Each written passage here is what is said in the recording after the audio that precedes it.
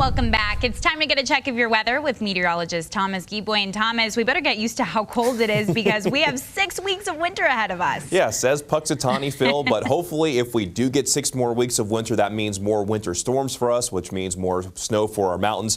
But if you're checking the stats, according to NOAA, there's less than a 50-50 chance that he is correct. But it's always fun, and it is Groundhog Day. And with our temperatures, it kind of feels like Groundhog Day because we've been doing this over and over again this week where we're waking up with some frigid temperatures. So as you're heading out the door this morning, make sure that you have plenty of extra layers. We're sitting at 19 in Salt Lake. It's -5 in Logan. That's really cold. It's -4 in Vernal, 20 degrees in Green River, 0 in Milford. We're sitting at 12 degrees in Cedar City, 26 in St. George. And we're sitting at 20 degrees in Blanding. So these temperatures this morning, very similar to what we had yesterday morning. So if you needed 2, 3, 4 extra layers yesterday morning, chances are you're going to need that as well. And when you factor in even a small amount of wind, you can subtract 5 to 10 degrees from our temperatures that we actually have for the wind chill. On the storm tracker radar, all is nice and calm. So if you're going to be heading off to work or school when it comes to our skies, not much is going to be getting in your way. But with calm conditions, cold temperatures in place, and high pressure in charge, with those calm conditions, that always sets the table for inversions to set up. And that's exactly what we have. This is the view from Ensign Peak looking down into the Salt Lake Valley. And you can definitely tell that we have an inversion over the valley. And the air quality not going to be the best in our northern Utah valleys, where most of our valleys will fall into the moderate air quality range. But for Cache Valley, Davis County, and Salt Lake County, we're expecting that to fall into the unhealthy for sensitive group range. I wouldn't be surprised if we see a few more valleys fall into that category. But the air quality going to be taking another hit today. So if you do have sensitivities, something to keep in mind, especially this afternoon. But if you want to escape the haze, all you have to do is either travel down south or travel up into the high terrain. The view from Park City Mountain, twinkling stars above, calm conditions down below, and looking absolutely beautiful with all the snow that we have up on our mountains. And then down in southern Utah, Bryce Canyon, it's a little bit breezy down in Bryce Canyon, but a calm start to the morning. And we're still waiting on the sunrise, but across the state, we should see some pretty nice sunrises out there this morning.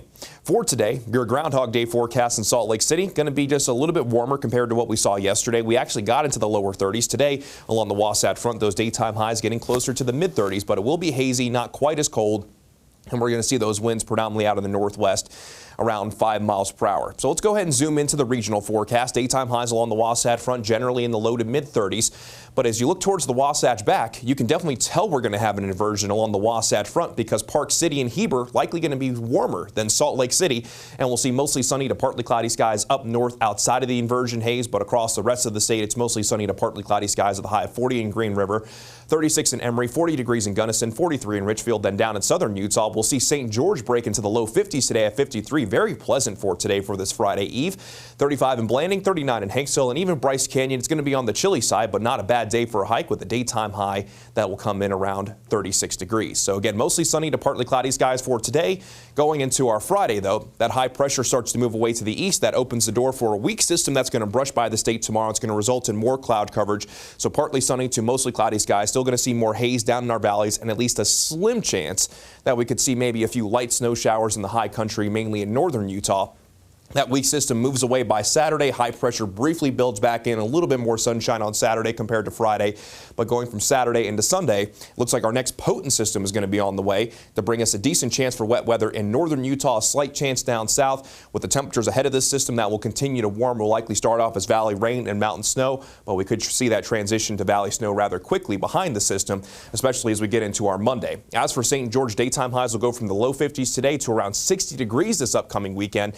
And we'll add in at least a slight chance on Monday, but daytime highs will come back down more so to the mid-50s as we turn the page into early next week, with overnight lows dropping closer to freezing. Then along the Wasatch Front, hazy conditions today, tomorrow, and Saturday. A little bit more in the way of cloud coverage for our Friday and Saturday, and that warming trend will continue. We'll be near 40 on Saturday, mid-40s on Sunday as our system moves in. Then we'll see the chance for wet weather Sunday into Monday with a chance of snow on Monday. Then daytime highs kind of settle right around 35 to 37 degrees by the middle of next week, with maybe a slight chance by next Wednesday as well.